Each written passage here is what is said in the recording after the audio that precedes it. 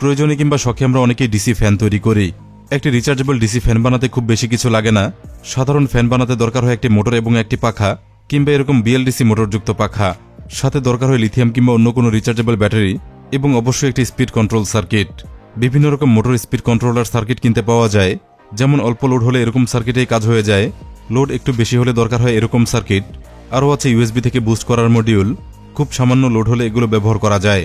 এগুলো সবই PWM based controller circuit. PWM মানে হলো পালস উইথ মডিউলেশন। এই সিস্টেমে সরাসরি ভোল্টেজ কম বেশি করে স্পিড কন্ট্রোল করা হয় না, বরং ভোল্টেজকে পালসে রূপান্তর করা হয়। ভোল্টেজকে অত্যন্ত দ্রুত অন অফ সুইচিং করানো হয়, যার 100% ডিউটি সাইকেলে মোটর ফুল স্পিডে ঘোরে, 50% ডিউটি সাইকেলে হাফ স্পিডে ঘোরে এবং 0 ডিউটি সাইকেলে ফ্যান অফ হয়ে থাকে। একটি পিডব্লিউএম মোটর স্পিড কন্ট্রোলার আজকে আমরা তৈরি করব। যদিও এগুলো সহজেই কিনতে পাওয়া যায়, আমরাও এগুলো ব্যবহার করি ঠিকই, কিন্তু ভালোভাবে না জেনেই।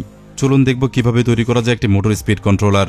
স্ক্রিনে দেখুন, এটা হলো free PCB designer software easy EDA. Motor speed controller তৈরি হবে এই স্কিমেটিক অনুযায়ী। খুবই সহজলভ্য কিছু কম্পোনেন্ট দিয়ে ডিজাইন করা। এর মধ্যে রয়েছে NE555 টাইমার আইসি, যেটা মূলত পিডব্লিউএম সিগন্যাল জেনারেট করবে। এটা TIP122 ডার্লিংটন ট্রানজিস্টর, মোটর চালাতে এবং হাই কারেন্ট হ্যান্ডেল করতে এটা কাজ করবে। R1 এবং R2 রেজিস্টর ফ্রিকোয়েন্সি এবং ডিউটি সাইকেল নির্ধারণে সাহায্য করবে। D1 এবং D2 ডায়োড চার্জ এবং ডিসচার্জ টাইম নির্ধারণে সহায়তা করবে। এখানে D3 হবে ফ্লাইব্যাক ডায়োড। মোটর যেহেতু একটি ইন্ডাকটিভ লোড, হঠাৎ অফ হলে ইলেকট্রোম্যাগনেটিক ফিল্ড তৈরি করে, সুতরাং রিভার্স প্রোটেকশনে কাজ করবে D3 ডায়োড। টাইমিং, ফিল্টারিং এসব কাজ করবে C1 এবং C2 ক্যাপাসিটর এবং পুরো সিস্টেমটি নিয়ন্ত্রণ করা যাবে একটি 100K পটেনশিওমিটারের মাধ্যমে। স্কিমেটিকটির PDF ফাইল প্রয়োজনে ডাউনলোড করতে পারবেন, ডেসক্রিপশনে এটার লিঙ্ক দেয়া থাকবে। স্কিমেটিক থেকে পিসিবিতে কনভার্ট করার পর দেখুন, খুবই সিম্পল একটি পিসিবি ডিজাইন হয়েছে, যার মধ্যে আছে সহজ এবং স্বল্প পরিমাণ কম্পোনেন্ট। এবার 3D ভিউতে দেখুন, সার্কিটটি বাস্তবে তৈরি করলে দেখতে হবে এরকমই সিম্পল সার্কিট দিয়ে স্পিড কন্ট্রোলার তৈরি করা যায়। তৈরি করে আমরা দেখব এটা কেমন কাজ করে। এটাকেই আমরা অর্ডার করে পিসিবি আনাবো। এজন্য গারবার এক্সপোর্ট করেছি ফাইল মেনু থেকে। এখান থেকে generate PCB fabrication file. DRC check বা ডিজাইন রুল চেক করার প্রয়োজন নেই, সুতরাং গারবার ফাইল জেনারেট করে ফেলি। এরপর চলে যায় JLCPCB.com এ, যারা আজকের এই ভিডিওর স্পন্সর। JLCPCB তৈরি করে দেয় top quality printed circuit board. বিশ্বের সেরা পিসিবি পাওয়া যায় তাদের কাছ থেকে। 1 থেকে 8 লেয়ার পিসিবি পাওয়া যায় $2 থেকে 32 লেয়ার পর্যন্ত পিসিবি পাওয়া যায় বেস্ট প্রাইসে। ফ্লেক্সিবল পিসিবি সহ আছে ট্রান্সপারেন্ট পিসিবি, সাথে আছে PCB assembly service, SMT stencil, charge free via in pad engineering. Special discount coupon পেয়ে যাবেন JB চ্যানেল থেকে। প্রয়োজনীয় তথ্য ডেসক্রিপশনে দেওয়া রয়েছে। JLCPCB.com এ গারবার ফাইলটি আপলোড করি। আপলোড হয়ে গেলে সার্কিটটি ভালোভাবে চেক করে নিয়েছি। আমার পিসিবিগুলো হবে FR4 বোর্ডে। Double layer design auto detect করে নিয়েছে, সাইজও অটো সিলেক্ট হয়ে গেছে। পিসিবি কোয়ান্টিটি দিয়েছিলাম 5 পিস, থিকনেস হবে 1.6 মিলিমিটার। এবারের অর্ডারে বোর্ড কালার দিয়েছি রেড। এরপর সেভ টু কার্ট বাটনে ক্লিক করেছি, উপর থেকে ভিউ কার্ট। এরপর আইটেম চেকমার্ক করে নিয়েছি, পরে সিকিউর চেকআউট। এই পেজে শিপিং অ্যাড্রেস এবং শিপিং মেথড। বরাবরের মতোই শিপিং মেথড দিয়েছি এয়ার রেজিস্টার্ড মেইল, যেটা সবচেয়ে সস্তা এবং পোস্ট অফিসের মাধ্যমে আসে। সব শেষে পেমেন্ট করতে হয়েছে। যে কোনো ব্যাংকের ডুয়াল কারেন্সি কার্ড দিয়ে পেমেন্ট করা যায়, থাকলে পেওনিয়ার কার্ডেও পে করা যায়। অর্ডারটি করার পর অপেক্ষা করেছি 12 দিন। এরপরই হাতে চলে আসে পিসিবির বক্স। হাতে পেয়ে যায় চমৎকার এই পিসিবি বোর্ডগুলো। দেখতেই পাচ্ছেন প্রতিটি পিসিবি দেখতে কতটা সুন্দর। হাই কোয়ালিটি ফাইবার গ্লাস ম্যাটেরিয়ালে এগুলো তৈরি, নিখুঁত এগুলোর ট্রেস এবং প্রত্যেকটি অংশ খুবই পরিচ্ছন্ন। হিটপ্রুফ কালার এবং ব্যবহৃত উপাদান, চকচকে দেখতে এবং ধরতে প্রিমিয়াম। সামান্য পরিমাণ কম্পোনেন্টের পজিশন দেখতে পাচ্ছেন। একটি পিসিবিতে এবার পার্টস অ্যাসেম্বল করে ফেলব।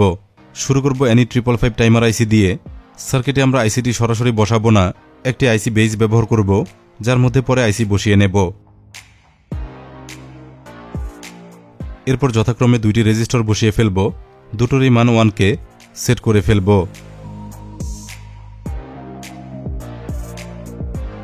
এরপর 3টি ডায়োড বসাতে হবে, সবগুলি 1N4007 মডেলের সাধারণ রেকটিফায়ার ডায়োড।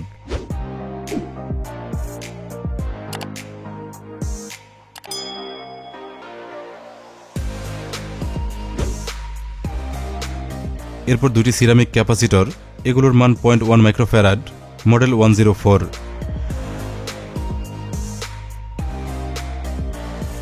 এরপর একটি 100K potentiometer, motor speed control হবে এটা দিয়ে।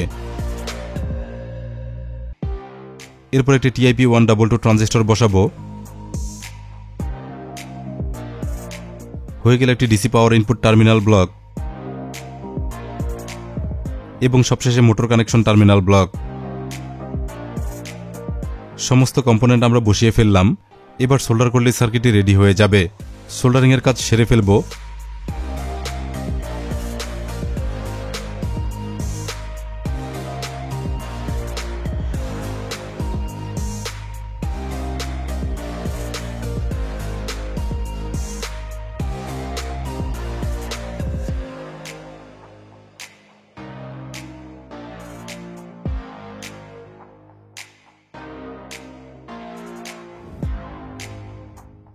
সোল্ডারিং শেষ হলে পার্টসগুলোর বাড়তি লেগ কেটে ফেলব।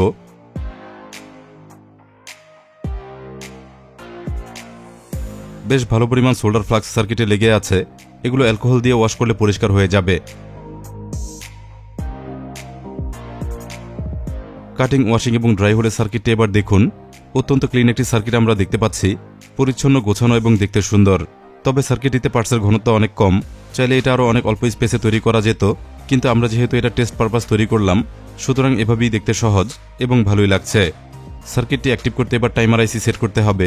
আইসি বেজে NE555 আইসিটি বসিয়ে ফেলব।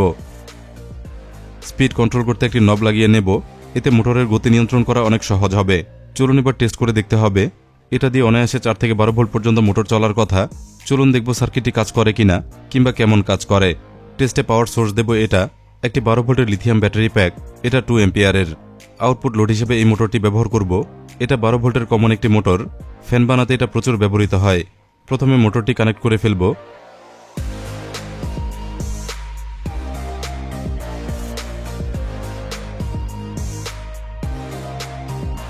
মোটর কানেকশন হয়ে গেলে ব্যাটারি সংযোগ দেব। নেগেটিভ প্রান্ত প্রথমে সংযোগ দিচ্ছি।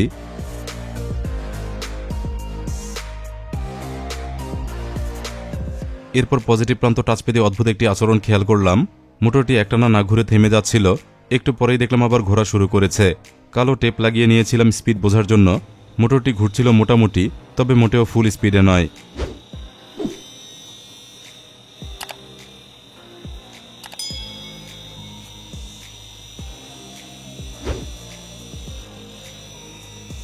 সবচেয়ে বাজে বিষয় ছিল মোটরটির স্পিড কন্ট্রোল করা যাচ্ছিল না। যেহেতু আমরা স্পিড কন্ট্রোলার হিসেবে সার্কিটটি তৈরি করেছি, যদি তাই করা না যায় তাহলে কাজটি বৃথা হয়ে যাবে।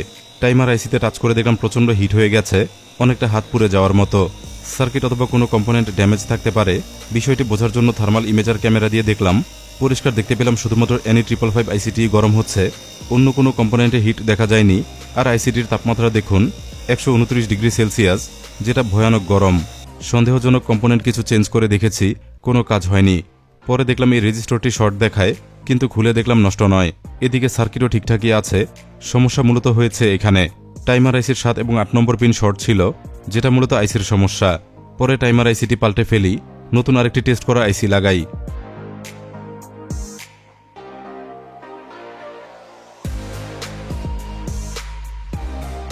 এরপর সার্কিটটি আবার ট্রাই করি।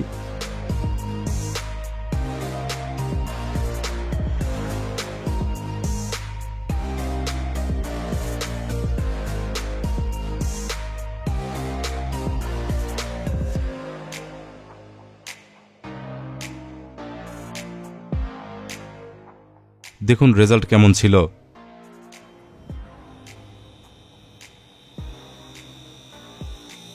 সার্কিটে এবার ঠিকঠাকই কাজ করেছে, ভালোভাবেই মোটরের স্পিড কন্ট্রোল করা যাচ্ছিল, সঠিক স্পিড এবার পাচ্ছিলাম। পরে একটি পাখা লাগিয়ে ট্রাই করি।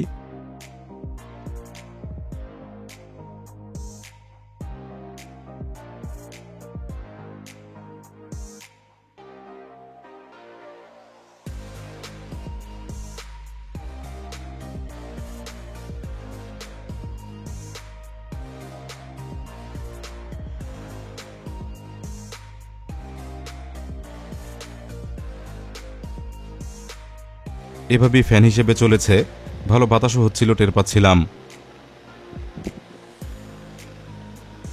এরপর ট্রাই করেছিলাম একটি BLDC মোটর চালিয়ে।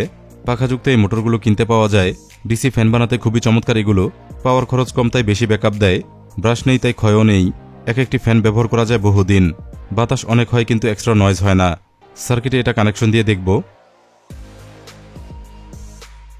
এরকম BLDC ফ্যানগুলো কয়েক রকম হয়, কিছু হয় 5 ভোল্টের, কিছু হয় 12 ভোল্টের। এগুলোর লিঙ্ক ডেসক্রিপশনে পেয়ে যাবেন, প্রয়োজনে কিনে নিতে পারবেন।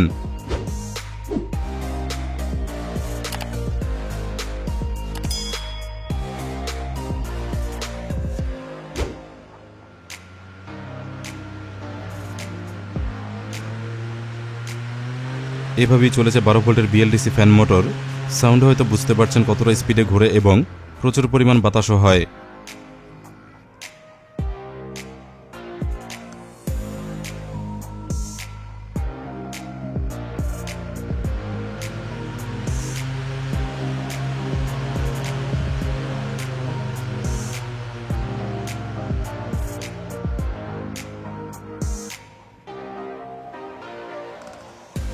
চার ভোল্টে আমাদের সার্কিটটি কাজ করার কথা, সুতরাং এটাও ট্রাই করে দেখেছি। সোর্স নিয়েছিলাম একটি 3.7 ভোল্টের লিপো ব্যাটারি থেকে 3000 মিলিঅ্যাম্প ক্যাপাসিটির। মোটর হিসেবে নিয়েছিলাম একটি 4 ভোল্টের ডিসি মোটর। এগুলো প্রচুর হাই স্পিডে ঘোরে, যদিও দ্রুত নষ্ট হয়ে যায়। একইভাবে কানেকশন করেছি। একটি পাখা লাগিয়ে নিলাম স্পিড বোঝার জন্য।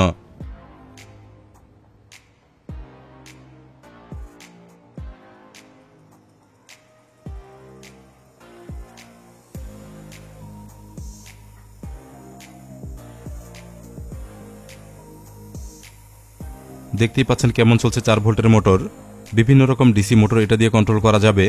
এলইডি মডিউলের জন্য ডিমার হিসেবেও কাজ করবে। বিভিন্ন কাজে লাগবে আজকে তৈরি করা এই module. PWM motor speed controller circuit এভাবেই তৈরি করলাম। অবশেষে যেটা দারুণভাবে কাজ করেছে। সবচেয়ে বড় বিষয় নিজ হাতে তৈরি করে ট্রাই করতে পারলাম। ভবিষ্যতে এরকম আরও অনেক কিছুই বানিয়ে ট্রাই করব।